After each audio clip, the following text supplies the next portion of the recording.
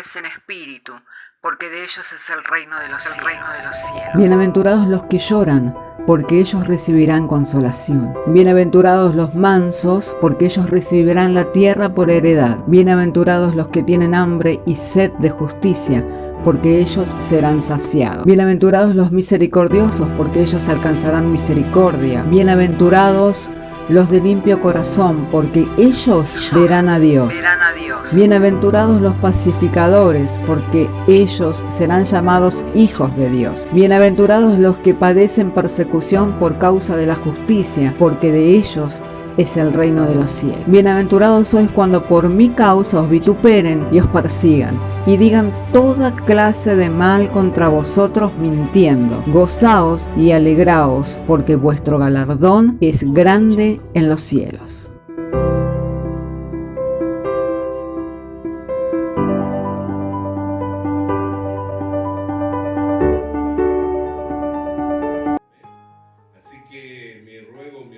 Que todos podamos aprender exactamente el Evangelio, que podamos gustar del Evangelio, para que también podamos compartir lo que de gracia hemos recibido, de gracia podamos compartirlo con otros. Amén. Así que estemos atentos a la palabra que hoy se va a estar hablando, ya que es una palabra muy importante y es una palabra que esclarece. Y que mucha gente, por no conocer el lenguaje de la fe, que es el lenguaje bíblico que está escondido detrás del lenguaje literal. Hay gente que lee literalmente la Biblia y hace su interpretación, pero la Escritura nos habla del lenguaje de la fe, que viene a ser el poder ver lo que no se ve, lo que está detrás. Amén. La fe es eso, es la certeza de lo que no se ve y la convicción de lo que se aguarda, de lo que se espera. Entonces, como ya en una oportunidad hemos hablado, la Biblia contiene dos lenguajes. Uno es el que cualquier hombre o mujer puede entender si tiene algo de gramática y conoce y puede leer, podrá entender entonces literalmente. Pero luego hay un misterio que está escondido y que se revela en el Evangelio por fe y para fe. Amén. Que es lo que justamente Dios nos da el poder hablar, la sabiduría en misterio, la que Dios tiene designada para sus hijos. Misterio no porque sea algo inaccesible, sino que para poder verlo se requiere de la fe. Si uno usa el razonamiento no va a poder alcanzar esa gracia. Pero si uno se vale de la fe, usa la fe, va a poder ver claramente lo que la Escritura nos enseña y va a ver la confirmación de ello por todas partes. Amén. Por ello, en esta mañana, para ir apreciando, vamos a ir a un verso que es bastante controversial, que es el que se encuentra en la primera carta del apóstol Juan, primera de Juan, capítulo 3.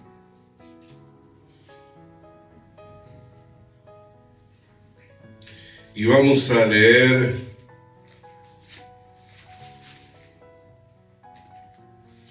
desde el verso 1 en adelante.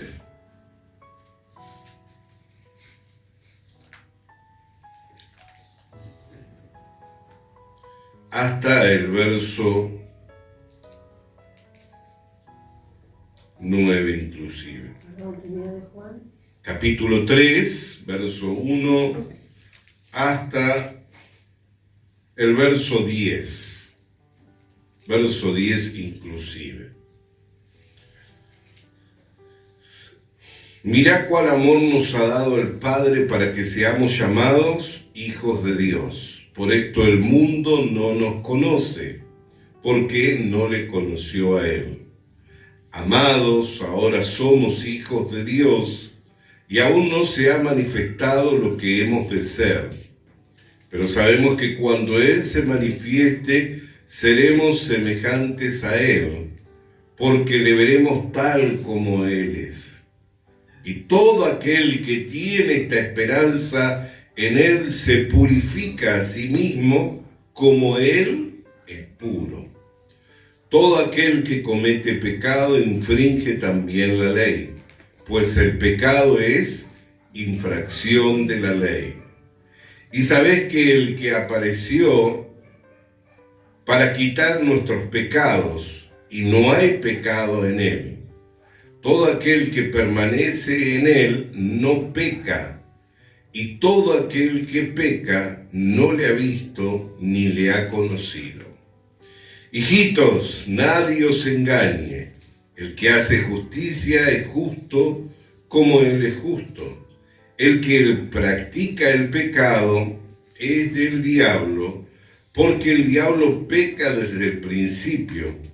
Para esto apareció el Hijo de Dios, para deshacer las obras del diablo. Todo aquel que es nacido de Dios no practica el pecado, porque la simiente de Dios permanece en él y no puede pecar porque es nacido de Dios. En esto se manifiestan los hijos de Dios y los hijos del diablo. Todo aquel que hace justicia y no ama a su hermano no es de Dios. Que no hace justicia, todo aquel que no hace justicia y que no ama a su hermano no es de Dios. Hasta aquí vamos a leer y quisiera tener una palabra de oración. Padre, en esta mañana, por tu gracia y por tu buena voluntad, nos has dado a abrir las Escrituras para poder, Señor, exponer por medio de la predicación el Evangelio de la verdad. El ruego y la oración es que la palabra sea clara, sencilla, a oídos de todo tu pueblo, para que en ellos seamos edificados conforme al propósito de tu voluntad. Y que como un conducto limpio, Señor, fluya tu gracia por medio del poder del Espíritu Santo para provecho y para edificación de tu pueblo, en el nombre de Jesús. Amén. Sobre este pasaje ya en algunas oportunidades nos hemos referido en cuanto a lo que era el practicar el pecado, al igual que permanecer en el pecado. Y que al igual que el diablo peca desde el principio, ya que desde el principio se levanta el diablo como adversario de Dios. Así que todo el que practica el pecado es del diablo. ¿Por qué? Porque al igual que el diablo se convierte en un adversario de Dios, o sea, un opositor a la verdad expresada por Dios por medio del Evangelio. Justamente todos aquellos que profesan ser humildes, diciendo ser pecadores, en realidad no son humildes, sino son adversarios de Dios. Porque Dios da un testimonio distinto. Y de esto mismo justamente también nos habla el apóstol Juan. Si recibimos el testimonio de los hombres, cuánto mayor es el testimonio de Dios. Y nos dice que son 3 los que dan testimonio. Entonces, con el testimonio de 3, uno ya tiene que renunciar a sus argumentos y a sus pensamientos, porque justamente con el testimonio de 3 ya se debe resolver toda controversia, todo asunto. Y más si en ello está el Padre, el Hijo y el Espíritu. Amén. Entonces, miramos por medio de las Escrituras, como ya hemos apreciado en alguna oportunidad, que ser practicante del pecado significa convertirse en un opositor a Dios, en un adversario. Mantener un pensamiento y mantener una posición que es contraria a lo que la Escritura expresa, que es el mensaje que Dios ha dado por medio de sus profetas, por medio del Señor Jesucristo y hoy por medio de su iglesia. Amén. O sea que tenemos el testimonio de los profetas, tenemos el testimonio del Señor Jesucristo y tenemos también el testimonio de la iglesia. Y todos estos concuerdan, no hay diferencia. Es más, hoy al mirar las Escrituras vamos a ver también a los profetas, para que podamos ver que todo esto concuerda. Bendito sea el nombre del Señor. Así que profundizar mucho más sobre lo que es la práctica del pecado, a diferencia de como mucha gente piensa que es el fruto de la naturaleza, tiene que ver con una postura. ¿Por qué? Porque si pensamos en mentir, robar, dar falso testimonio, codiciar, todo eso es el fruto de una naturaleza. Amén. Pero no es en sí el verdadero pecado. El verdadero pecado tiene que ver con la naturaleza misma del hombre que nació muerto, en delito, separado de Dios, y por consiguiente es un enemigo de Dios. Por eso la Escritura dice, siendo enemigo de Dios, a su tiempo envió a su Hijo Jesucristo. Así que por naturaleza, al nacer muertos, separados de Dios, no es que nosotros somos amigos de Dios, somos enemigos de Dios. Mas fuimos reconciliados para con Dios mediante el cuerpo de carne del Señor Jesucristo. Pero entramos en paz mediante la fe. Y de eso es claro la Escritura en Romanos. Dice, justificados, Romanos capítulo 5.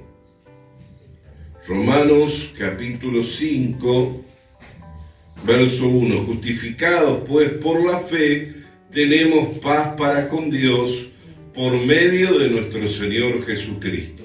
O sea, el que hizo la paz es el Señor Jesucristo. Pero nosotros entramos en paz para con Dios siendo justificados por la fe. Lo que deja a un lado la obra. Porque si es de la fe, no es de obra, porque al que obra se le cuenta como deuda, como salario. Pero el ser justificados por la fe ya no es de obra, sino es por creer. Por creer al mensaje del Evangelio. Entonces, ¿qué es lo que la Biblia dice cuando nos dice todo aquel que permanece en Él no peca? Y todo el que peca no le ha visto ni le ha conocido. ¿Acaso cuando nosotros decimos que no somos pecadores es porque le hemos visto literalmente al Señor Jesucristo? ¿O hemos llegado a conocerle como le conoció Mateo, como le conoció Lucas, como le conoció Pedro, como le conoció Juan, el discípulo amado? Comimos con Él, caminamos con Él por las playas del mar de Galilea, atravesamos con Él el pórtico de Jerusalén. No. Pero dice, todo el que peca no le ha visto ni le ha conocido. Entonces, cuando la Biblia nos habla de verle al Señor Jesucristo, por eso le digo, hay un lenguaje que es literal, que es lo que uno puede entender de forma gramatical al leer, y hay un lenguaje que es de la fe, que uno lo entiende por medio de la fe. Amén. Entonces yo sé que literalmente nunca le he visto y no le voy a ver mientras esté en este cuerpo de carne, porque dice, mientras estamos en este cuerpo de carne, ¿cómo estamos? Separados del Señor. Por eso Pablo deseaba que ya salir del cuerpo de carne para estar presente al Señor. El mismo Juan dice, cuando le veamos, y hemos leído, conoceremos todas las cosas y aún cómo es que fuimos conocidos. O sea, mientras yo estoy en este cuerpo de carne, no le puedo ver literalmente. Y no le pude ver mucho menos hace 2000 años atrás. Entonces, ¿de qué se trata cuando la Biblia habla de vernos? Para que lo podamos entender, vamos a ir al profeta Isaías. Isaías capítulo 45, verso 22. Isaías capítulo 45, verso 22, dice así: mirad a mí y sed salvos todos los términos de la tierra, porque yo soy Dios y no hay más. Mirad a mí todos los términos de la tierra y sed salvos, porque yo soy Dios y no hay más.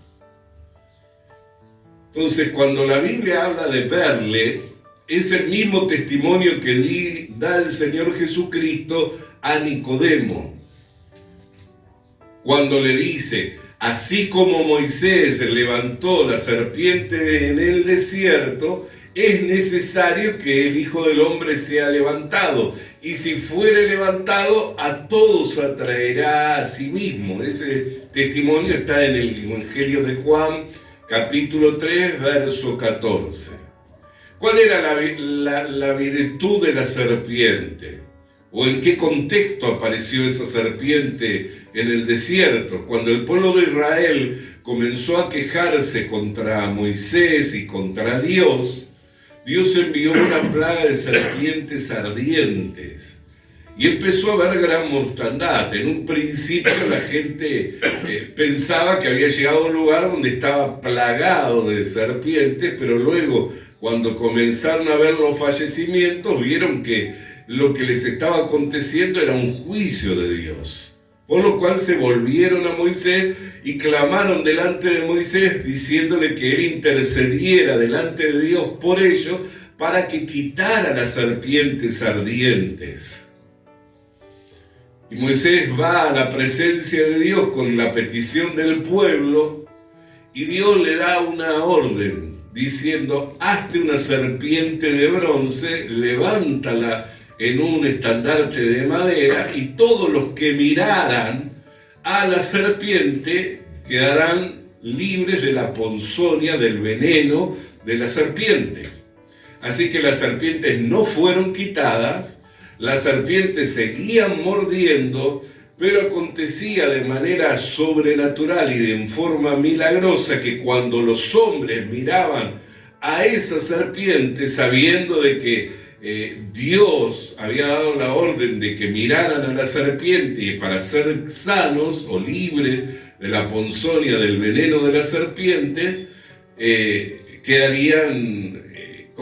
serían salvados.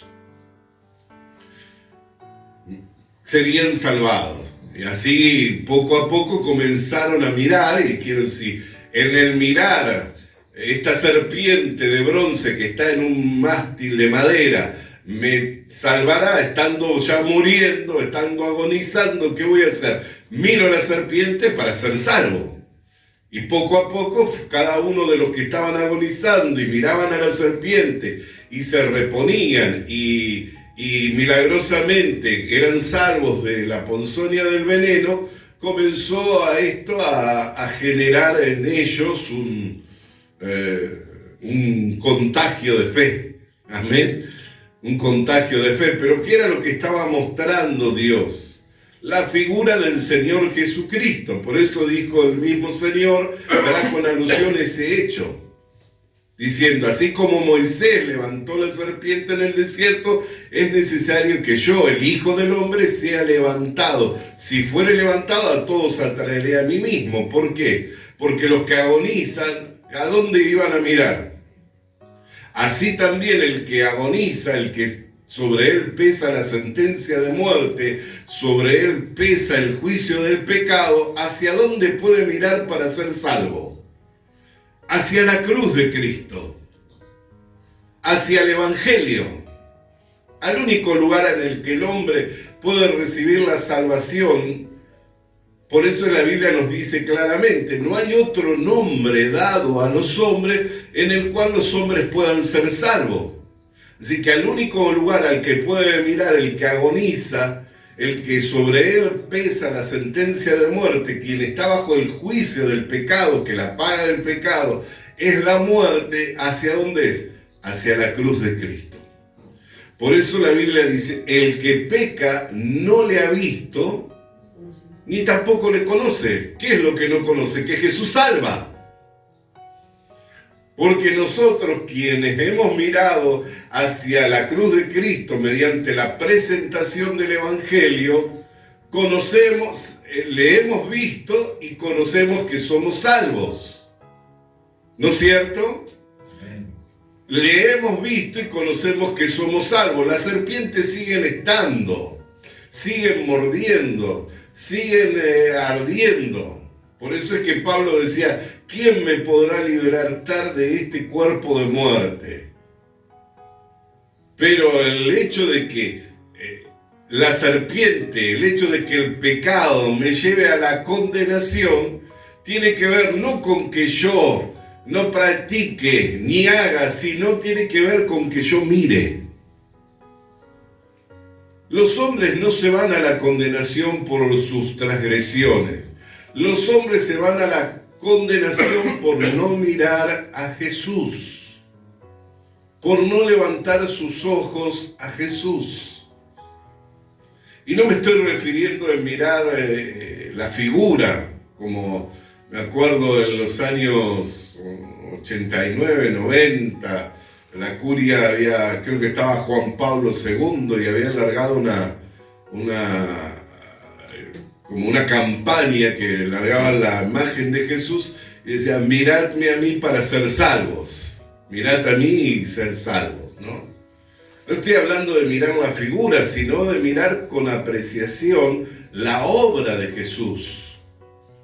Porque la figura no quedó registrada, la figura que se ha popularizado no es la figura del Señor Jesucristo.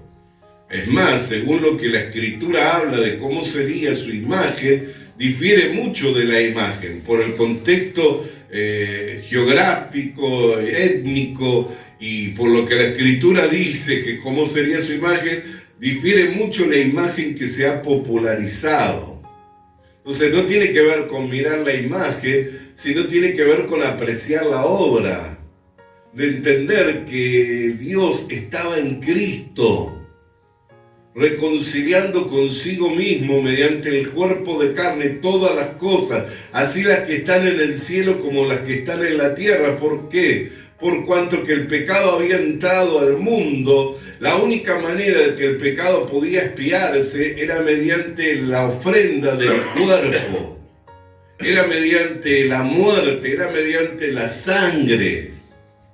Porque Dios había dado la sangre, lo cual es la vida de la carne, para remisión de los pecados. Entonces tenía que entrar un hombre cuya sangre no estuviera contaminada por el pecado. Por eso es que entró un hombre perfecto. ¿Por qué? Porque fue engendrado por el Espíritu Santo. Bienaventurada eres, María, porque el ser que concebirás no será sino por el Espíritu Santo. Tenía que entrar un hombre perfecto. Por eso la Escritura también habla diciendo, todo aquel que niega que Jesús vino en carne no es de Dios, sino que es del diablo. Porque lo que menos quiere que el diablo, que los hombres sepan que Jesús vino en carne para, mediante su cuerpo de carne, o sea, a través de su muerte, reconciliar para con Dios todas las cosas. Bendito sea el nombre del Señor. Entonces, cuando la Escritura nos habla de verle y de conocerle, habla de esa apreciación que uno recibe mediante la exposición exacta del Evangelio y comienza a experimentar, a conocer. Por eso hemos leído, mirad cuál amor nos ha dado el Padre para que seamos llamados hijos de Dios. Por esto el mundo no nos conoce porque no le conoció a Él. Verso 1 del capítulo 3 que hemos leído de la primera carta de Juan. Cuán grande amor nos ha dado el Padre para que seamos llamados hijos de Dios. ¿Y cómo es que el mundo no nos conoce? ¿Por qué? Porque tampoco le conoció a Él. Pero ¿cómo es que nosotros podemos reconocernos entre nosotros? Porque le hemos visto y conocemos que Él nos ha hecho salvos. Amén.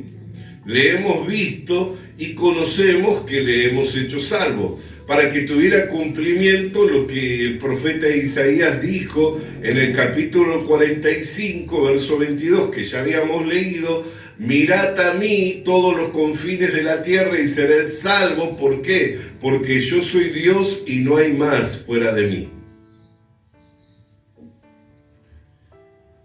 Entonces, en ese momento no se estaba cumpliendo esa palabra, pero llegaría el tiempo en que esa palabra tendría cumplimiento. ¿Cuándo? Cuando el Hijo de Dios fuere levantado. Entonces a todos atraería a sí mismo. Por eso habla de todos los confines de la tierra. La ley vino para el pueblo de Israel, pero el Evangelio llegó para el mundo todo. Por eso habla la Escritura de que es testificado en el mundo todo. Visto de los ángeles, testificado en el mundo todo, creído en el mundo todo. O sea, en todo el mundo hay quienes damos testimonio de que hemos creído. Por eso es que las naciones van a ser juzgadas por la iglesia. ¿Por qué? Porque nosotros salimos del mundo. No salimos del pueblo de Israel. Nosotros salimos del mundo. La vez pasada me explicaba el pastor Josué sobre entendiendo el libro de Apocalipsis, y me decía: todo lo que usted vea en el libro de Apocalipsis y que tiene número corresponde al pueblo de Israel. Todo lo que usted vea en el libro de Apocalipsis y no lleva número, o sea, no se puede contar, corresponde a la iglesia.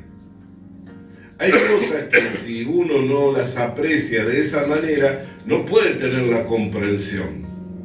¿Por qué? Porque lo unen todo. Así como la gente une, por ejemplo, Mateo capítulo 25 con la iglesia, cuando en realidad el Evangelio de Mateo 25, cuando habla del juicio final y habla de las cosas que habrán de acontecer, le está advirtiendo a su pueblo Israel.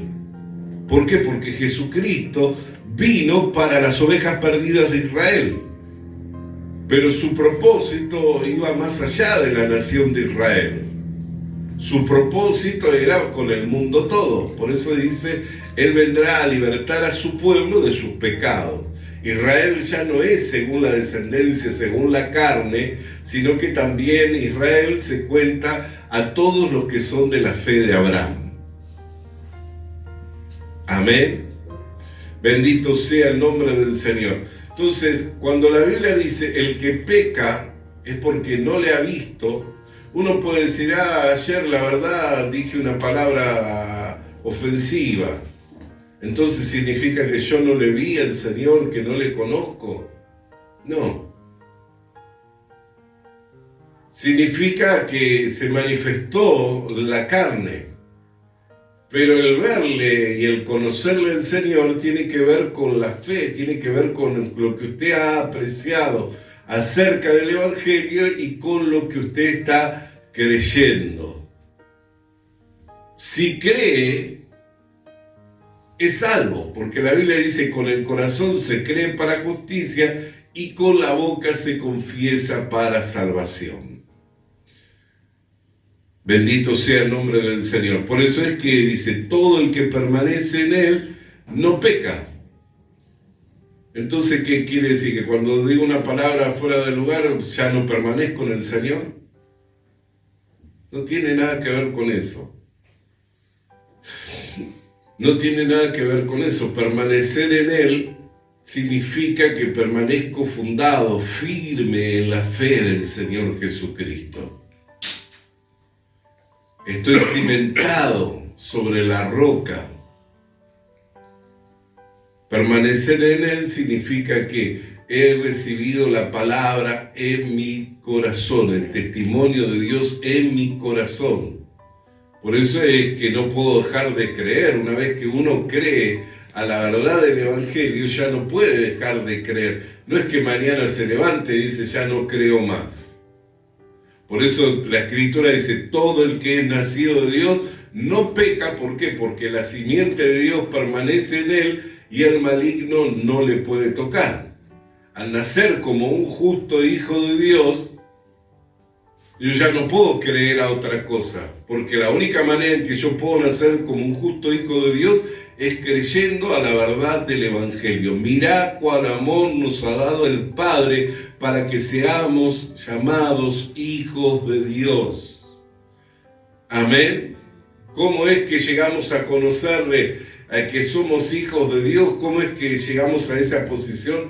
Por verle y por conocerle. Bendito sea el nombre del Señor. Una palabra más quiero leer en esta mañana que está en Hebreos, capítulo 10, verso 26. Hebreos, capítulo 10, verso 26 dice: porque si pecáremos voluntariamente, después de haber recibido el conocimiento de la verdad, ya no queda más sacrificio por el pecado, sino una horrenda expectación de juicio, de hervor, de fuego que ha de devorar a los adversarios. Aquí la Biblia justamente es la que nos explica también.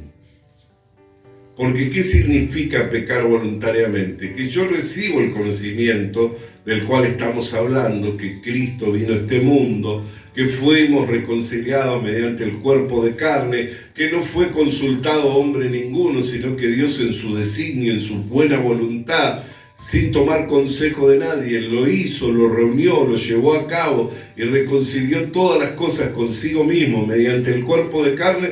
Y yo digo, no, yo estaba afuera. Cuando Dios estaba reuniendo todo lo que estaba en el cielo y en la tierra, yo estaba afuera. No entré en esa reunión. Eso es pecar voluntariamente. Haber recibido el conocimiento de la verdad y decir, no, para mí no es así. Yo sigo siendo pecador faltante. Yo tengo que todos los días santificarme. Tengo todos los días hacer buenas obras. Entonces no queda más sacrificios por el pecado. O sea, no hay ni de parte de Dios quien vaya a enviar a otro Cristo para reconciliarnos, ni tampoco de parte mía ningún sacrificio que yo pueda hacer que sea suficiente, por el cual pueda ser meritorio para entrar al reino de los cielos. ¿Qué sacrificio puedo hacer yo que sea meritorio para entrar al reino de los cielos? Ya no hay más sacrificio por el pecado, ni de parte de Dios, que ya envió a su Hijo, ni de parte del hombre. ¿Por qué? Porque cuando estaba la ley, si cumplías perfectamente la ley, podías entrar, ser llamado justo. Pero era evidente que ningún hombre podía cumplir perfectamente la ley. Por eso es que la ley no fue dada para que se cumpliera, sino que por medio de ella recibiéramos el conocimiento del pecado, a fin de que, pesando sobre nosotros la sentencia de muerte, estando bajo el juicio de muerte, fuéramos a Jesucristo. Por eso es que la ley es como un ayo que nos lleva a Cristo. Toda la Biblia nos lo explica. Por eso dice, pecar voluntariamente, ¿qué significa? Haber recibido el conocimiento de la verdad y decir, no, yo a la verdad cuando Dios estaba reuniendo lo que estaba en el cielo y en la tierra, en el cuerpo de Cristo, para reconciliarlo consigo mismo, yo quedé afuera de esa reunión. Entonces, ¿qué es lo que espera después? Una horrenda expectativa de juicio y de hervor que ha de devorar a los adversarios. Ahí uno se vuelve un adversario, ¿ve? Ahora, estas cosas hoy nosotros las hablamos y las podemos llegar a entender por medio de la fe. Pero el que se presenta como un adversario a Dios, que insiste, aquellos que dicen, no, pero no puede ser así, porque esta salvación tan grande, si la descuidamos, y todos esos adversarios que les place tomar, en vez de gozarse, teniendo la seguridad, teniendo la certeza de saber que la obra no la dejó Dios en nuestras manos, inútiles. Porque si usted se mira por la Biblia, mira su retrato, ¿qué dice? No hay uno que lo busque a Dios, ni siquiera uno, no hay un justo, ni siquiera uno. Todos se hicieron inútiles. Entonces, gloria a Dios que no dejó en estas manos inútiles Dios mi salvación. ¿Por qué? Porque al ser un inútil seguramente la perdería a la vuelta de la esquina. La hubiera perdido. Gloria a Dios que lo llevó a cabo, no consultó a nadie, no tomó consejo de nadie, sino su buena voluntad lo hizo. Y nos dio a conocer el misterio de su voluntad, como leíamos en Efesios la semana pasada, que el misterio de su voluntad era reunir todas las cosas en Cristo, tanto las que estaban en el cielo como en la tierra. ¿Con qué fin reunió todas las cosas en Cristo? Para reconciliarlas consigo mismo mediante el cuerpo de carne. Porque sin muerte no puede haber reconciliación. La reconciliación para con Dios no viene por la confesión. Y el verdadero arrepentimiento no tiene que ver con arrepentirme de que ayer dije una palabra fuera de lugar. El perdón de mis pecados, el que Dios haya borrado mis pecados, tiene que ver con la obra de Cristo, con su sangre derramada. No con lo que yo hago o deje de hacer, sino con lo que Jesucristo hizo y consumó en la cruz del Calvario. Ahora, vuelvo a esto. Si alguien dice, para mí no es así, entonces tristemente un día va a tener el testimonio. ¿Por qué? Porque al no quedar más sacrificios por el pecado, ¿qué queda? Una horrenda expectativa de hervor y de juicio. ¿Cuándo uno se da cuenta de eso? Cuando despierta del otro lado. Cuando se despierta del otro lado, ahí queda. Nos explicaba el domingo pasado, el anterior, cuando estuvo el misionero, el pastor Josué, que era lo que se olvidaron de testificar todos los que dijeron: en tu nombre echamos fuera demonios, en tu nombre sanamos enfermos, en tu nombre profetizamos, que era lo que se olvidaron, lo más importante. Por tu nombre fuimos salvos, por tu sangre fueron borrados nuestros pecados. Ese testimonio no lo dieron. Por eso Jesús le dijo: apartados de mí, hacedores de maldad, pues no os conozco. Mire qué terrible. Se acordaron de todo lo que ellos hacían, pero nunca se trajeron a memoria lo que Cristo hizo por ellos. Por eso no tiene ningún valor lo que usted y yo hacemos. Lo más importante es lo que Cristo Jesús hizo. Amén. Si Dios le concede poner las manos y que un enfermo se sane, si Dios le concede reprender un demonio, eso es secundario. El mismo Señor Jesús lo dijo cuando volvieron los 70, diciendo: aún los demonios se nos sujetaban. Dijo: no se alegren de esto, sino alégrense que sus nombres están escritos en el libro de la vida. Eso es secundario, imponer las manos, que los enfermos se sanen, que los demonios sean reprendidos, profetizar, todo eso es secundario. Lo más importante no es lo que hacemos nosotros, sino lo que Cristo Jesús hizo y consumó en la cruz del Calvario. Eso es lo más importante, lo que siempre debe estar presente en nosotros, porque un día vamos a comparecer todos. Los que se apoyaron en su obra van a ir y van a decir: en tu nombre hicimos. Los que se apoyaron en la obra de Jesucristo van a decir: gracias, Señor, porque no te negaste en morir, en dar tu vida por mí. Por causa de ese sacrificio, hoy tengo la gracia y la dicha de ser un justo hijo de Dios. Va a ser un testimonio completamente distinto. Y recuerde como dice Lucas, que cuando uno se levanta del otro lado, de acuerdo a cómo creyó y cómo vivió, es como va a testificar. En Lucas capítulo 19 le dice claramente el rico: envíalo a Lázaro para que moje su dedo en agua y refresque mi lengua, porque allí yo perezco. Dijo: ninguno puede pasar de aquí al otro lado. Entonces envíalo a la casa de mi hermano. Y le dijo: a Moisés y a los profetas tienen, si no creyeron en ellos, aun si se levantara uno entre los muertos, tampoco creerán. ¿Qué quiere decir eso? Si no creen al Evangelio, porque Jesús dijo, Moisés y los profetas dan testimonio de mí. Si no creen al Evangelio, aunque le hablemos, aunque venga uno levantándose de los muertos, tampoco van a creer. Tampoco van a creer. Entonces, de acuerdo a lo que como uno vivió y a lo que como uno creyó, así se levanta del otro lado. Por eso dice la Escritura, el que permanece hasta el fin. ¿Qué significa permanecer? Permanecer en la fe.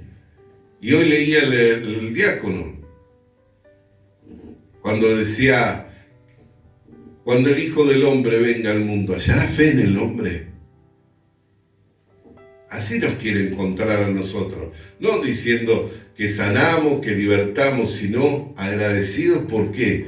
Porque por él haber venido en carne, al haber entregado su cuerpo a morir en la cruz, porque nadie tomó su vida, él de su mismo dio su vida, la entregó por nosotros. Él dijo, el Hijo del Hombre tiene poder para poner su vida y para volverla a tomar. Nadie toma su vida. No es que tomaron su vida, él la entregó por nosotros, por amor a nosotros. Y ese es el testimonio que da Dios, ese es el testimonio del Evangelio y ese es el ancla segura de nuestro corazón por el cual somos salvos, por el cual somos justos hijos de Dios. Mirá cuál amor nos ha dado el Padre para que seamos llamados hijos de Dios. Yo le hago una última pregunta. ¿Dios puede engendrar pecadores? Entonces, ¿cómo alguien puede decir, estando en la iglesia y abriendo la Biblia, que todavía es pecador y es un hijo de Dios? Si yo digo que soy hijo de Dios, entonces tengo que decir que soy justo, santo, perfecto. Si digo que soy pecador es porque no le he visto ni le he conocido. Sin embargo, la gran controversia hoy en día en la mayoría de las congregaciones es que dicen, por un lado, ser hijo de Dios y por el otro lado, hijo del diablo. Entonces, ¿qué? ¿Hay un punto medio para vivir? No lo hay. La Biblia no habla de un punto medio. O se sirve a uno o se sirve al otro. Uno tiene que resolver esto en el corazón. Por eso las cosas se resuelven en el corazón del hombre. Ahí es donde se forma la justicia. Pero como dependen de su obra, cuando hacen bien muestran lo que hicieron, pero no dependen de la obra de Cristo. Si dependieran de la obra de Cristo, se contentarían con esa obra, porque por medio de esa obra es que uno puede llegar a ser un justo hijo de Dios.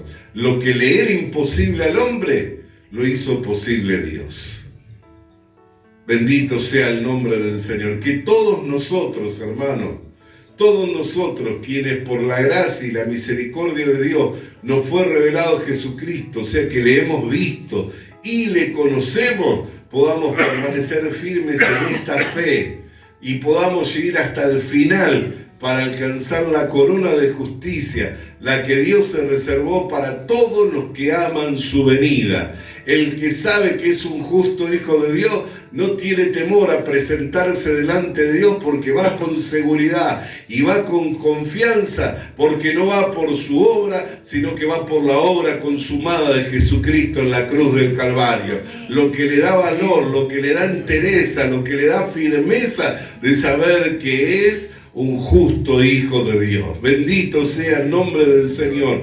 Que todos nosotros, hermanos queridos, hermana querida, que entendemos esta verdad, podamos disfrutar de ella y que lo que de gracia hemos recibido, también de gracia podamos compartirlo con otros. Recuerde que estamos en los tiempos finales. Noé, en los tiempos en que se venía el diluvio, él era el pregonero de justicia. Así también nosotros en medio de esta generación somos pregoneros de justicia. Alabado y santo sea el nombre del Señor. Alabado y santo sea su nombre. Vamos a estar de pie para orar. Amado Dios y Padre, ¿cómo no agradecer por la obra de Jesucristo? Porque siendo enemigos en la mente, estando ajenos a esta vida, separados de esta ciudadanía y sin herencia y sin Dios en este mundo, un día nos enviaste a tu Hijo Jesucristo y te complaciste en revelárnoslo, en dárnoslo a conocer, Señor. Por eso podemos decir que de lo que hemos visto y de lo que hemos oído es de lo que testificamos, y que nuestra comunión es con el Padre, y todos los que creen a esta verdad también tienen comunión con nosotros. Aleluya, aleluya, bendito sea el nombre del Señor. Por eso te damos gracias, Señor. Tu iglesia no son muchas, tu iglesia es una, la que tú rescataste a precio de sangre, la que compraste y lavaste con tu sangre en la cruz del Calvario para presentártela a sí mismo sin mancha y sin arruga.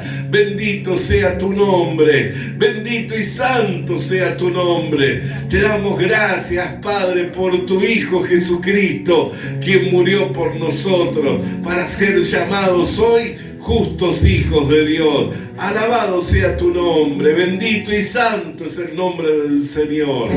Aleluya.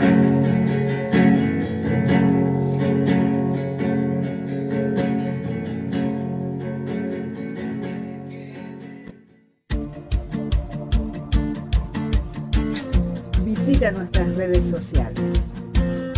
Visita nuestras redes sociales.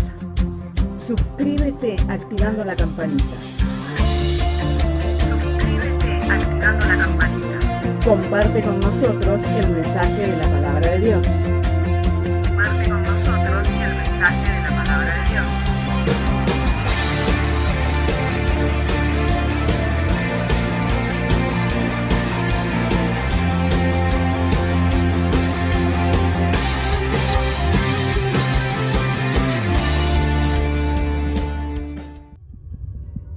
Le animamos a que consiga una Biblia, porque en ella encuentra la mente de Dios, el estado del hombre, el camino de salvación, la muerte de los pecadores y la felicidad de los creyentes. Sus doctrinas son santas, sus mandamientos son obligatorios, sus historias son verdad y sus decisiones inalterables. Léala para ser sabio, crea en ella para ser salvo y póngala en práctica para ser santo. Ella contiene luz para guiarle, alimento para reforzarle y consuelo para alentarle. La Biblia es el mapa del viajero, el bastón del peregrino, la brújula del piloto, la espada del soldado y la carta del cristiano. Le animamos a que consiga una Biblia,